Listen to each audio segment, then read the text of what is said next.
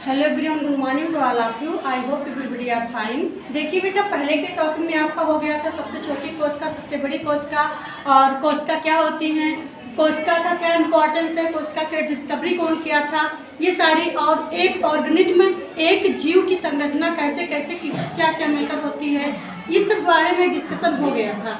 आज के इस टॉपिक में आपको जो छूटा है वो भी पढ़ाया जाएगा। देखिए, जो ह्यूमन में सबसे लॉन्ग कोशिका, सबसे लंबी कोशिका जो होती है वो होती है न्यूरॉन। न्यूरॉन कहाँ पाई जाती है? तो आपके ब्रेन में पाई जाती है ना। और ये सबसे लंबी कोशिका होती है शरीर की। और फिर सेल थ्योरी को किसने दिया था? कोशिका का सिद्धांत किसने दिया था? तो कोशिका का सिद्धांत आपके स्लाइडेन और स्वान ने दिया था। जो स्लाइडेन थे ये वनस्पतिक शास्त्री थे, है ना, ये बॉटनिस्ट थे, और जो स्वान थे ये जूलॉजिस्ट थे, मतलब ये जूलॉजिस्ट थे, ये है ना, जंतु शास्त्री थे, यानी कि जंतु के बारे में इन्होंने अध्ययन किया था। स्लाइडेन जो हमारे थे ये वनस्पतियों के बारे में अध्ययन किए थे। तो ये दोनों जो साइंटिस्ट थे, इन दोनों मिल करके आपकी कोशिका थ्योरी को दिया था, है ना। फिर सबसे अधिक कोशिका विभाजन कहाँ होता है? तो सबसे अधिक कोशिका विभाजन आपके लीवर में होता है ना। लीवर माने यकृत होता है, जो कि आपके सबसे बड़ी लार्जेस्ट, यानी कि बॉडी की सबसे बड़ी ग्रंथि क्या होती है? तो लीवर होती है, तो सबसे बड़ी ग्रंथि होती है ना। इसमें सबसे अधिक विभाजन होता है, सबसे अधिक कोशिका विभाजन होता है। मान लीजिए क्वेश्चन पूछा कि सबसे अधिक कोशिका विभाजन कहाँ होता है, तो आप तुरंत बताएंगे कि लीवर में होता है सबसे अधिक कोशिका विभाजन, है ना। फिर यहाँ पे देखिए, जब हमारे लीवर में कहीं कट पिट जाता, कुछ भी हो जाता है, मान लीजिए मतलब अल्सर वगैरह हो गया, घाव हो गया, तो अपने आप को रिकवर कर लेती है वो कोशिका विभाजित करके।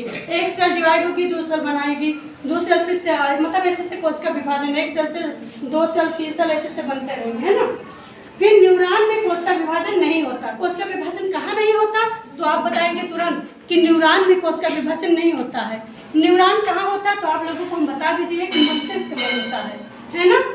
और इसमें कोशिका विभाजन नहीं होता। कोशिका विभाजन न्यूरॉन में क्यों नहीं होता? क्योंकि इसमें आपके सेंट्रियोल्स नहीं होते, तारक नहीं होते हैं, है ना।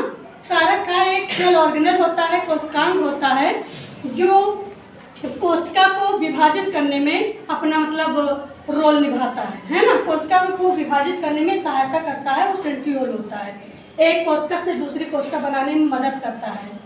अब देखिए, कोशिका झिल्ली, कोशिका के बाहर क्या होगी? कोशिका झिल्ली होगी। क्या होगी? ये कोशिका झिल्ली है ना, कोशिका झिल्ली है। अब एनिमल की कोशिका कैसी? एनिमल में, जंतु में कोशिका कौन सी जो कोशिका बनी होती है उसके ऊपर कौन सा मेम्ब्रेन होता है? तो आपको बताएं कि केवल सेल मेम्ब्रेन पाई जाएगी, कोशिका झिल्ली केवल पाई जाएगी, कोशिका भित्ति नहीं पाई जाएगी। कोशिका भित्ति कहाँ पाई जाती है? तो पौधों में पाई जाती है ना।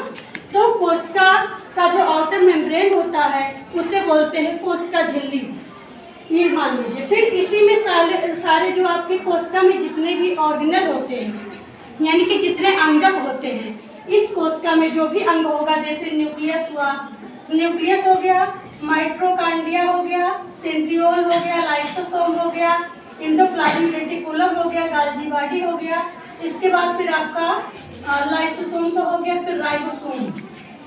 यानी कि जो आप पढ़े कोशिका के अंदर, कोशिका झिल्ली के अंदर ही जो कोशिकांग होते हैं, कोशिका के अंग ही कोशिकांग कहलाते हैं। कोशिका के अंदर जितने भी अंग पाए जाते हैं वही सारे क्या होते हैं? कोशिकांग कहलाते हैं। वो कोशिकांग कौन है? तो आपके न्यूक्लियस माने केंद्रक हो गया, माइटोकॉन्ड्रिया माने हो गया माइटोकॉन्ड्रिया, सेंट्रियोल माने तारक का, लाइसोसोम माने लाइसोसोम हो गया जिसे कहते हैं आत्मघाती थैली, है ना।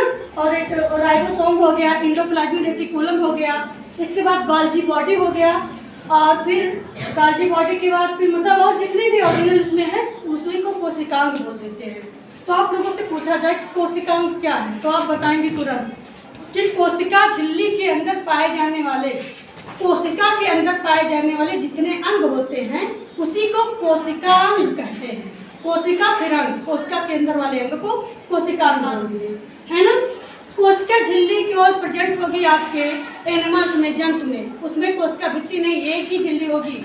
और वो झिल्ली किसकी बनी होगी? तो प्रोटीन की बनी होती है ना। तो कोशिका झिल्ली प्रोटीन की बनी होती है। चलिए बेटा, आज का टॉपिक बस इतना ही।